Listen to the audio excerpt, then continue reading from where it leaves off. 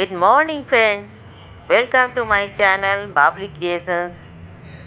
मैं तो अच्छी हूँ और आशा करती हूँ आप सभी भी अच्छे ही होंगे। तो जाड़े के दिन में ये सुंदर सुंदर फूल मैं छत पे गई तो देखकर बहुत ही अच्छा लगा, जो मैं अपने कैमरे में कैद कर लिया और आप लोगों से शेयर कर रही हूँ। और जाड़े के दिन है तो जाड़े के दिन में तो बहुत ही सब्जियां, तरह तरह की सब्जियां पाई जाती है, जिसकी वजह से हम लोग कितने तरह के सब्जी और पराठे तो हम लोग हमेशा ही बनाते हैं, लेकिन जाड़े के दिन की कुछ और ही बात है। तो स्टफिंग वाले पराठे आज मैं आप लोगों के साथ शेयर करूंगी, जो है आलू के पराठे और है मूली के पराठे। तो आज मैं ये दोनों पराठे बनाकर आप लोग के साथ शेयर करूंगी। और उसके साथ बैगन की भरते हो तो क्या कहने।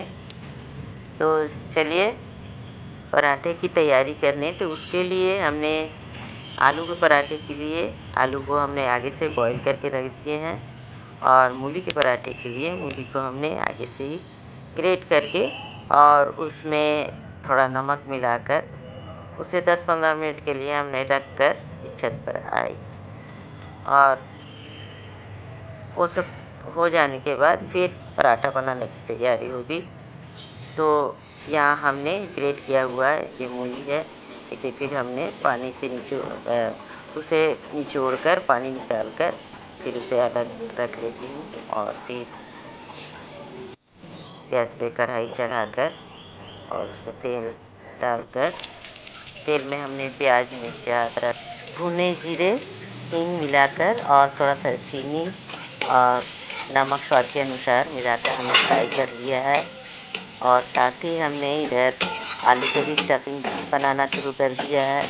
जो आलू बॉईल करके उसमें भुना हुआ प्याज, मिर्चा आदि और आमचूर पाउडर, जीरा भुना हुआ, इसे मिलाकर हमने उसमें थोड़ा सौंफ भी मिलाकर स्मैश कर लिया।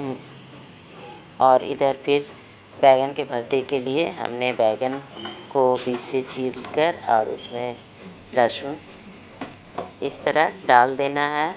और लहसुन डालने के बाद फिर बीच से हमने उसे कट करके देख लिया है कि बैगन ख़राब तो नहीं है। यहाँ बैगन एकदम ठीक है। और फिर हमने गैस जलाकर गैस पर बैगन को भून लिया। और बैगन भूनने के बाद फिर हमने उसे छीलकर यहाँ प्याज, मिर्चा, धनिया पत्ता, नमक और तेल मिलाकर उसको अच्छी तरह हमने स्मैश कर लिया है। तो इस तरह हमारा बैगन का भरता बनकर तैयार हो गया है। और अब चलते हैं पराठे बनाने के लिए। हमने डो आगे तैयार कर लिए थे, और डो थोड़ा नरम ही किया जाता है, नहीं तो ये आलू के पराठे हमने बना रहे हैं कि डो नरम होने से तभी ठीक पराठा बन पाएगा, क्योंकि तब स्टफिंग बाहर नहीं निकल पाता है। और इस तरह आलू को स्टफिंग डालकर लोई बना लिए और उसे फिर खूब सावधानी से हाथ के सहारे से, हथेली के सहारे से उसे अच्छी तरह फैला लिया है। और आहिस्ता आहिस्ता फिर उसे बेलना है। उधर तावे को हमने ओवन पर रख दिया है हीट होने के लिए। और पराठा बेल कर हमने तवे पर डाला और तवे पर फिर इस दोनों तरफ आहिस्ता आहिस्ता सेकने के बाद फिर तेल या घी से उस पर स्प्रेड करके फिर अच्छी तरह दोनों तरफ तल लेना है। तो इस तरह दोनों तरफ तलना हो गया है। तो ये पराठा, आलू के पराठे यहाँ बनकर तैयार हो गए हैं। और अब ये बैगन के भरते के साथ सर्व करने के लिए तैयार है। अब चलिए मूली के पराठे बनाती हूँ। मूली के पराठे बनाने के लिए हमने मूली के आटा करके लोई लेकर फिर उसे थोड़ा फैला लिया है, बेल लिया है। और फिर मूली के जो स्टफिंग है उसको उस लोई के अंदर में डालना है और इस तरह डालकर फिर अच्छी तरह उसको सील कर देना है ताकि स्टफिंग बाहर ना आए।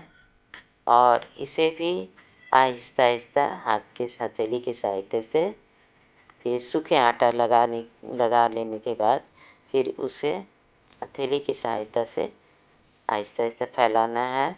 और फैलाने के बाद उसी तरह ही आलू के पराठे जैसे बेले थे इसे भी आहिस्ता आहिस्ता करके बेल कर ताकि स्टफिंग बाहर ना आ जाए।